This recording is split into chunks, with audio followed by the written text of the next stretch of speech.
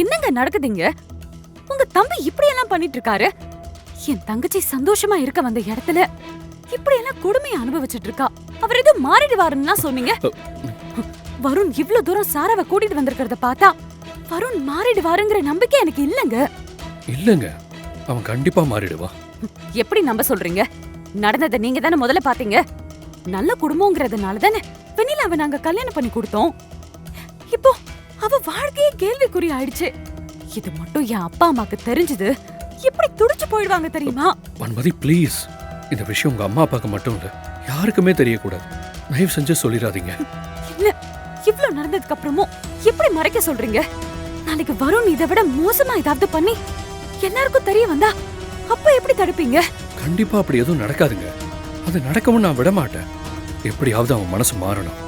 வெண்ணிலா அவன் புரிஞ்சுப்பான்னு எனக்கு நம்பிக்கை இருக்கு. அதனாலதான் சித்தி நம்மள ஹனிமூன் அனுப்புறேன்னு சொன்னதும் நான் எதுவும் பேசாம ஒத்துக்கிட்டேன். வெண்ணிலாவால மட்டும்தான் வருணை நல்லா பாத்துக்க முடியும். அவன் மனசையும் மாத்த முடியும். அவன் ஒரு குழந்தை மாதிரிங்க. அவனுக்கு எது நல்லது எது கெட்டதுன்னு தெரியாது. பிடிவாதமா ஏதோ பண்ணிக்கிட்டு இருக்கா. ஆனா எனக்கு தெரியும், வெண்ணிலா தான் அவனுக்கு ஏத்த பொண்ணு.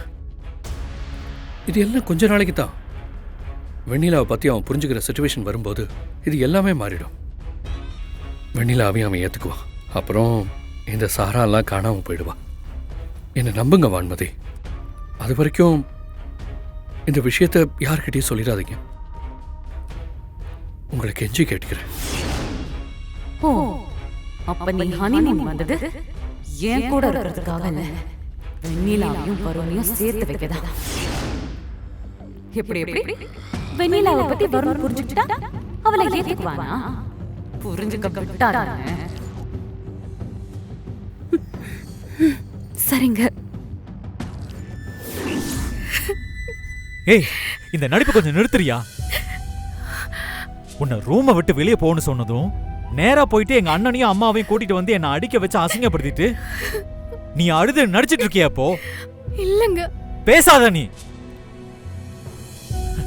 ஏய், இந்த அழுது அழுது சிம்பத்தி கிரியேட் பண்ற வேலையெல்லாம் என்கிட்ட நடக்காது. ஏய், நான் தூங்கணும். அழுறதுன்னா வெளியே போய் அழு.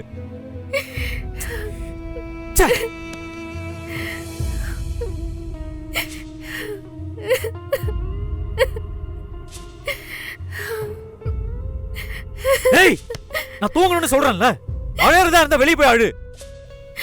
போடி. ஏய், வந்தவனுக்கு யாரும் காட்டு. வேண்டாங்க, அவங்களெல்லாம் பார்த்தா சரியில்லை, போதையில வேற இருந்தாங்க. அத நான் பாத்துக்கிறேன், நீ வா. வான்னு சொல்றேன்ல, வா.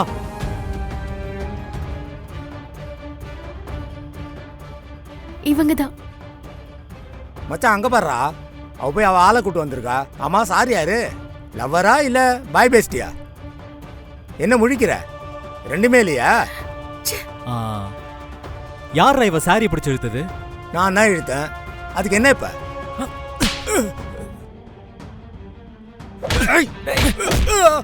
வாடா.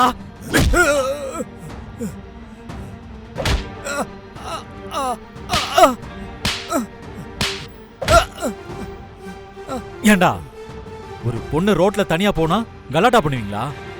போதைய போட்டா நீங்க பெரிய இவனுங்களாடா? ஒழுங்கா பண்ணது தப்பு, இவகிட்ட மன்னிப்பு கேளுங்க.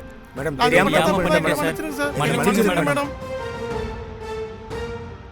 இனிமே உங்களை இந்த பக்கம் பார்த்தேன், பார்த்த இடத்துல புதைச்சிடுவேன். போங்கடா. மன்னிச்சிருங்க சார். போடா, போன்ற. டேய், போடாங்கற. போடா.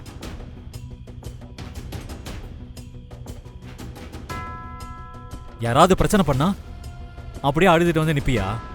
திருப்பி அடிக்கணும், இல்லைன்னா என்கிட்ட வந்து சொல்லணும்.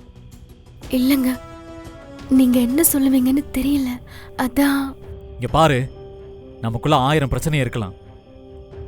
அதுக்காக அடுத்தவன் ஒரு பொண்ணுகிட்ட வம்பு பண்ணா அதை பார்த்துட்டு இருக்கிறதுக்கு நான் மோசமானவன் இல்ல. இனிமே எந்த பிரச்சனையா இருந்தாலும் என்கிட்ட தயங்காம சொல்லு. இது உங்க பையனா? சாரி மேடம், இது உங்க பையனு தெரியாம எல்லாம் இவங்களாலதான். ஒருத்தங்கிட்ட மோதுறதுக்கு முன்னாடி அவன் யாரு என்னன்னு தெரிஞ்சுக்கிட்டு மோதணும். உங்க பையனு தெரிஞ்சா மோதுவனா? இவனுக்கு தான் ஏதோ பிரச்சனைன்னு சொன்னானுங்க, அதான் அவசரப்பட்டு வந்துட்டேன். வெண்ணிலா என்னம்மா ஆச்சு? அத்தை, இவங்க குடி போதையில பொண்ணுங்களை அசிங்கமா போட்டோ எடுத்துட்டு இருந்தாங்க. அது நான் தட்டி கேட்டதுக்கு என் புடவை பிடிச்சி எடுத்து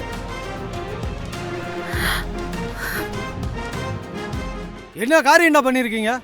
அண்ணாமலை மருமகளை போய் மேடம் சாரி மேடம், பசங்க யாரு என்னன்னு தெரியாம ஏதோ தப்பு பண்ணிட்டாங்க. இவங்களுக்காக நான் மன்னிப்பு கேட்டுக்கிறேன், மன்னிச்சிருங்க madam.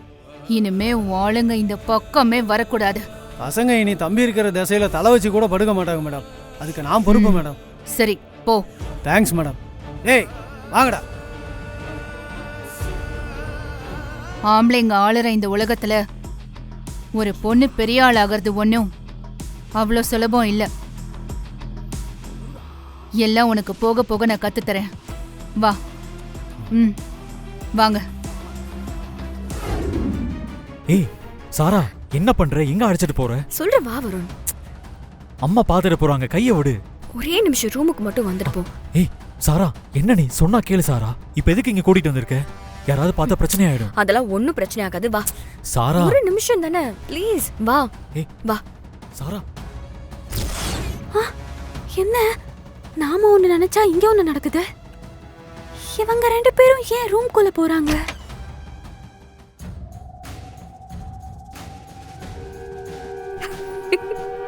It's for you Varun. வா. ஓ, சாரா ஏதோ பிளான் பண்ணிருக்கா.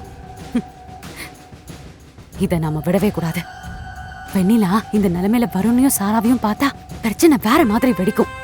இப்பவே போய் பத்த வைக்கணும். என்ன சாரா இதெல்லாம்? நீ என்ன பண்ணிட்டு இருக்க? ஏன் வருண், பிடிக்கலையா? எல்லாம் உனக்காக தான் வருண். இந்த நைட் நீயும் நானும் மட்டும் தனியா சந்தோஷமா. ஏய் ஷட் அப் சாரா. என்ன பேசுற நீ? இதெல்லாம் தப்பு. ஏன் வருண், ஏன் பிடிக்கல? என்னாச்சு? நீ என் லவர் தானே?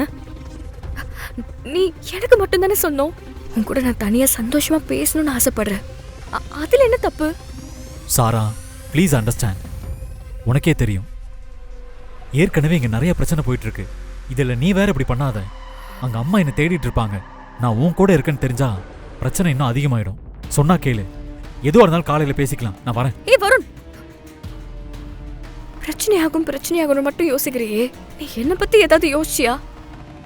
இதெல்லாம் உனக்காக நான் எவ்வளவு ஆசையா ரெடி பண்ணிருப்பேன்னு தெரியுமா? என் ஃபீலிங்ஸ கொஞ்சம் கூட புரிஞ்சுக்க மாட்டியா? சாரா, உன் ஃபீலிங்ஸ் எனக்கு புரியுது. பட் இப்ப இருக்கிற சிச்சுவேஷன்ல நான் உன் கூட ஒரே ரூம்ல இருக்கிறது யாராவது பார்த்தா என்ன ஆகும்னு யோசிச்சியா? தயவு செஞ்சு என்னை தடுக்காத. போ வருண் போ. எங்க உன்னை இழந்துருவானோன்னு ஒவ்வொரு நிமிஷமும் நான் தவிக்கிற தவிப்பு உனக்கு புரியவே இல்லல. நீ போ வருண், போ.